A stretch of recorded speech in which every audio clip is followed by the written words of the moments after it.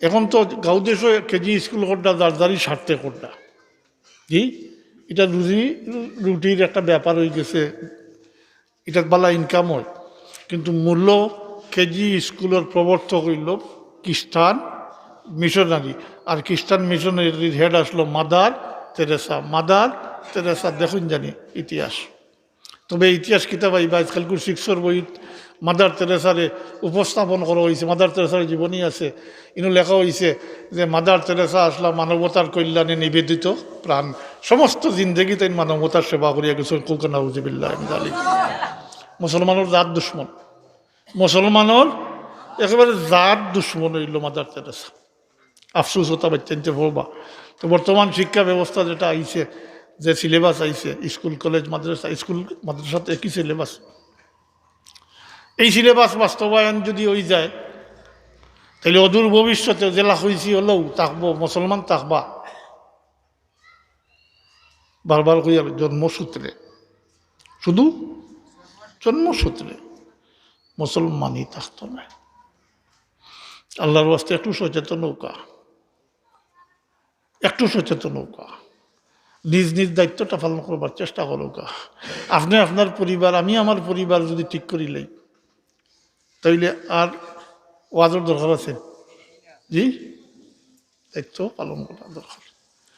আপনি বাচ্চারে শিখাইছেন না, বাচ্চা বড় হইয়া বালিক হইয়া নিজে থেকে শিখছে না, কাল কেয়ামতের দিন আঁকিব না নি জি, ও কাল কেয়ামতের দিন যখন আঁকিব ও তখন হায় হায় আপনি খাওয়াই দিয়া ফালি ফুসিয়া বড় করছেন, শিক্ষা দীক্ষা দিয়েছেন, কিন্তু আপনার চোখ পাইছাই তো নাই, হে সরাসরি আল্লাহর কাছে নালিশ করবো, তার হক পাইছে না, ও আজীব আসলো যেটা আপনি আদায় করছেন না।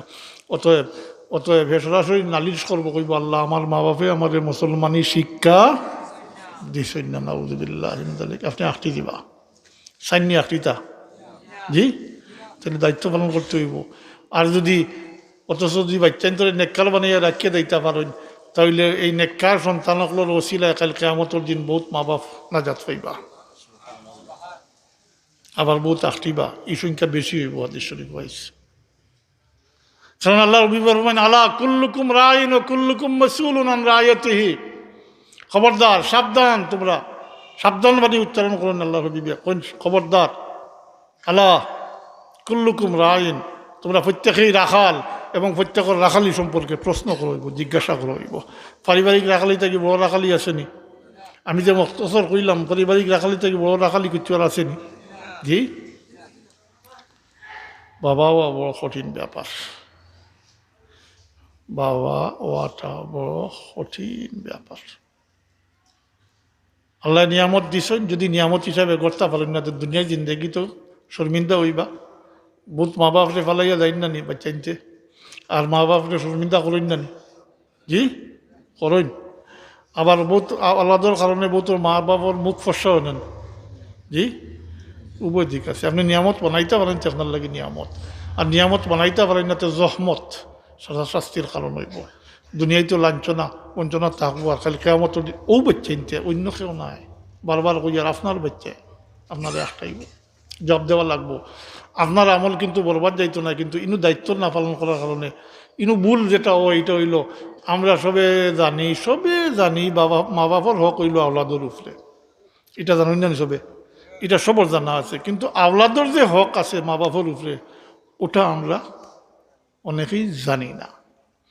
আওলাদর জন্মসূত্রে কিছু অধিকার আছে, কারণ বাচ্চাই জন্ম লইন একেবারে অসহায়ভাবে, মায়ের দয়া করি কুলো লইতা না, যদি আর দুধ খাওয়াইতা না তত বড় হইলাও নেনি, এর লাগে জন্মসূত্রে তারা বাচ্চাইন তোর অধিকার থাকে মা বাবার উপরে, এসব অস্বীকার করতে পারে তাকে। এই ক্ষেত্রে বেশ কিছু হক থাকে।